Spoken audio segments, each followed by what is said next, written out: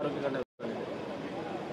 मसाजोगच्या प्रकरणामध्ये संतोष देशमुखांची हत्या झाली, त्याचा सर्वांनीच निषेध केलेला आहे आणि माननीय मुख्यमंत्र्यांनी सुद्धा पहिल्यांदा सांगितलं होतं की मध्ये कुणालाही माफी मिळणार नाही.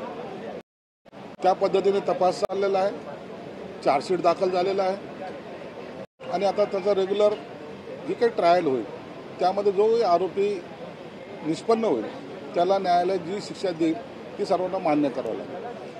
प्रकरणामध्ये धनंजय मुंडेंचं नाव वारंवार घेतलं जात होतं. धनंजय मुंडे सुद्धा त्याचा आका आहे वगैरे वगैरे नावं त्याला लावल्या जात होती आणि मीडियाने सुद्धा धनंजय मुंडे आरोपी आहे असंच एकंदरीत चित्र रंगवलं होतं. परंतु आज त्या सर्व प्रकरणावर आता पडदा पडलेला आहे.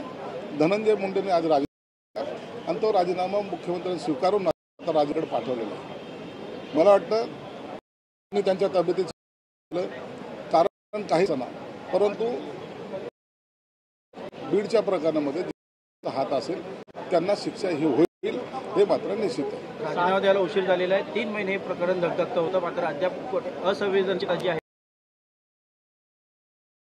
एक आक्रोश केल्यावरती त्यांना राजीनामा द्यावा लागला. नाही बघा, धनंजय मुंडेचा राजीनामा घेणं हा आधी मुख्यमंत्र्यांना आहे आणि त्या नेत्यांनी योग्य वेळी राजीनामा घ्यायचं जेव्हा ठरवलं तो राजीनामा नाही. उशीर झालाय राजीनामा भाष्य करण्याचा मला अधिकार संजय मागणी करतायत विरोधक, कारण सातपुड्यावर एक बैठक झाली होती खंडणी संदर्भात, त्या दाखल करून धनंजय मुंडे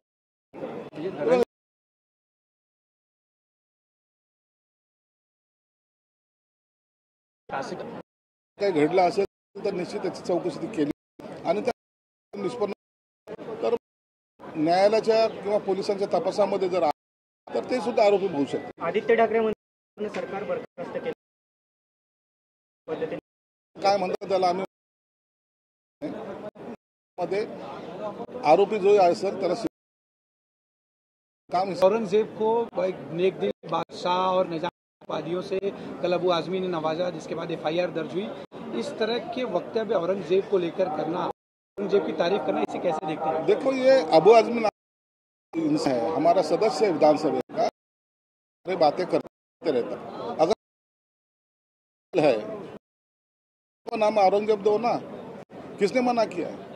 प्रशासक जेल में डालने वाले को रहने वालों को प्रशासक कहते हैं, 100 बीबियां पालने प्रशासक कहते हैं. ये उसकी जो की नीति थी, एक तरफ से वो बहुत अल्लाह का प्यारा था और दूसरी तरफ से जो भी अत्याचार खुद के बाप पे भी किया है, खुद के बेटे पे भी किया है और उसके बारे में उचित नहीं है. हम उस करते, हमें कोई दिलचस्पी नहीं है, हम उसके खिलाफ में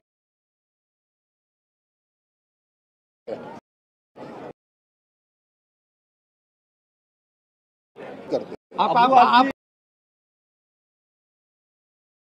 का जो वहां पर कब्र है उसे उखाड़ फेंकना चाहिए, अभी भी दोहराएंगे? दिल्ली से यहाँ राज करने आया था, जो आते वक्त लड़ाई करते करते आया और वहाँ गई तो वहाँ से हम रखने का जरूरत नहीं है. बहुत सारे हिंदुओं के मंदिर गिराए हैं, बहुत सारे हिंदू महिलाओं पे अत्याचार किए, इसलिए उसकी कब्र वहाँ नहीं रहना चाहिए. हमारी आज भी मांग है. धनंजय आज उन्होंने इस्तीफा दिया, 3 महीने तक लगातार विपक्ष उनकी इस्तीफे की मांग करता रहा और अब इस्तीफा देने के बाद विपक्ष का कहना है कि बहुत 3 महीने याद नहीं आई. क्या कहते हैं? देखिए, पुलिस अपनी कर रही थी, आपका आरोपी के और इसमें जो भी आरोपी थी उनको के सामने लाया गया है. अभी उसमें धनंजय जो नहीं था, लेकिन के आधार ने उनका रिजाइन दिया है, CM ने उसको एक्सेप्ट किया है और राज्यपाल के पास भेजा है. अब पुलिस के इंक्वायरी में अगर कभी कहीं उनका नाम आता है तो जरूर उनको आरोपी बनाया जाएगा, लेकिन अगर आज उनके इंक्वायरी में वो नहीं है तो उनको जानबूझ के आरोपी बनाना मुझे लगता है ये ठीक नहीं है. अब्बू आझमीने काल औरंगजेबची त्यांच्याकडे आणि एकनाथ शिंदे यांनी त्यांच्यावर उत्तर सुद्धा प्रतिक्रिया दिली होती की कारवाई व्हायला पाहिजे, पण अब्बू आझमी त्याच्या मतावर ठाम आहे. अबू आझमी सारखे आणखीन औरंगजेबाची पिलावळ आणखीन या देशामध्ये आहेत, हे दुर्दैव आहे. औरंगजेब सारखा क्रूर राजा कोणता नव्हता. त्यांनी आमच्या संभाजी महाराजांची हालहाल करून मारलं आहे. त्यांनी त्याच्या बापाला सुद्धा सोडलेलं नाही.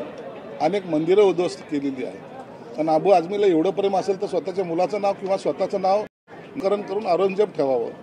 आम्हाला प्रशासक असे नाही, प्रशासक आम्हाला शिवाजी महाराजांसारखे पाहिजेत. प्रशासकाला गाडलंच पाहिजे आणि त्याची जी संभाजीनगरला ती तिथून काढली पाहिजे ही आमची मागणी आहे.